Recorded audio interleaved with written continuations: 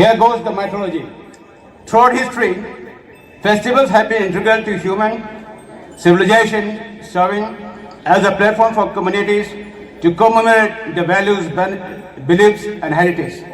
Among the countless indigenous festivals in Northeast India, Rohan is primarily celebrated by the Nokta and Tulsa tribes of Tirbisi. It stands out a vivid expression of agricultural traditions, gratitude, and vibrant community spirit. Rohan is celebrated following the millet harvest, often referred to as the Millet Festival, and is most revered and widely observed festival of Nokta and Tulsa tribes. Rohan has been passed through generations, preserving its core essence while undergoing slight variations in ritualistic practices from one village to another. Much like other agrarian societies, the Nokta Tulsa people deeply honor their relationship with the land and nature, and Rohan provides a time for reflection, thanksgiving, and prayer for future prosperity. Rohan embodies the customs, traditions, and spiritual and cultural identity of Nokta and Tulsa tribes. This celebration strengthens communal ties, honors agricultural accomplishments, and preserves age-old practices. It offers the younger generation a vital opportunity to immerse themselves in their heritage, acquainting them with customs and rituals passed on by their ancestors. While the Rohan festival is renowned for its vibrant dances, music, and feasts, its significant riches for deeper reflecting the profound cosmology and cultural heritage of Nokta and Tulsa people. Every ritual performed during Rohan serves as a testament to the delicate balance between humanity and nature, and to the cyclical rhythm of the life itself. The festival is intricately tied to the agricultural cycle of these tribes. As agrarian communities, the Nokta and Tulsa rely heavily on jhum cultivation, with millet and upland paddy serving as their staple crops. Rohan is observed after the millet harvest, typically between July and August, depending on the specific village and agricultural season. Origin and spiritual context. The mythology surrounding Rohan is deeply intertwined with the spiritual and cultural beliefs of the Nokta and Tulsa tribes. The name Rohan is derived from Rom, meaning ritual, and Rang, the supreme deity of universal creator. Rang is revered as an omnipotent, omnipresent, and omniscient being who maintains the balance of the universe and ensures the prosperity of all its inhabitants. The festival is held in homage to Rang, seeking divine blessings for future harvests and ensuring the well-being of the community. According to the mythology of Nokta and Tulsa, the origins of Rohan are rooted in ancient practices and legends. It is believed that the ancestors guided by Rang were the first to discover the art of millet cultivation. Early practitioners of jhum cultivation, slash and burn farming expressed their gratitude to Rang for abundant harvest and instituted Rohan as a sacred celebration to honor this divine gift. The festival thus marked the end of one agricultural cycle and the commencement of another, reinforcing the people's connection to both the land and the deities. Rohan unfolds over 3 days. It's filled with distinct rituals and activities that embody the cultural values and spiritual beliefs of the Nokta and Tulsa tribes. The first day is called Phamlamja, the day of preparation. The first day of the Rohan festival is known as Phamlanja, is dedicated to preparation for the upcoming festivities. The day is characterized by bustling activities as the villagers come together to organize the celebration.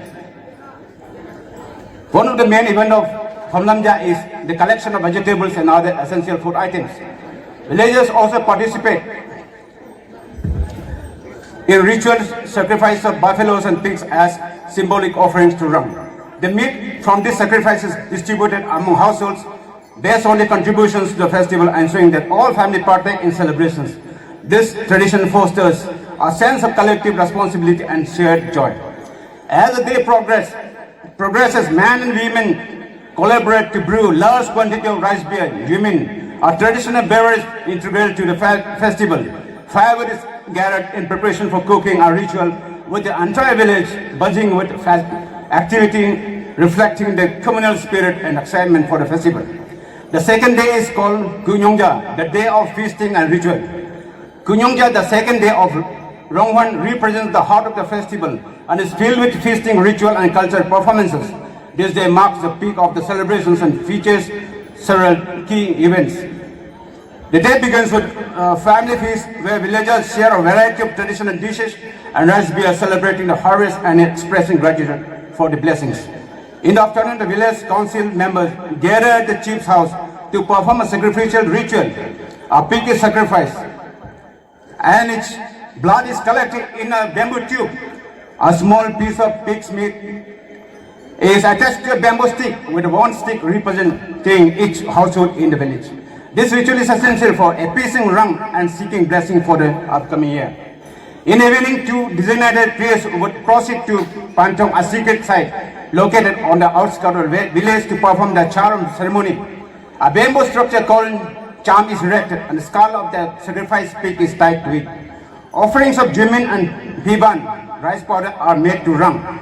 The charm ceremony also includes a divination ritual where bamboo tubes are dropped from a height to predict the prospects of agriculture, hunting and community overall well-being. The position of the tube's open landing is interpreted as a good or a bad omen. Following the ceremony, priest and his team visit each house for purification ritual, placing a small bunch of millet at the entrance of every house and smearing it with pig's blood while invoking the goddess of millet. This ritual symbolizes the hope for continued prosperity and abundant harvest in the coming year. At nightfall, the village youth, dressed in vibrant traditional attire, gather in the Pandong, the ceremony house that holds a large log drum.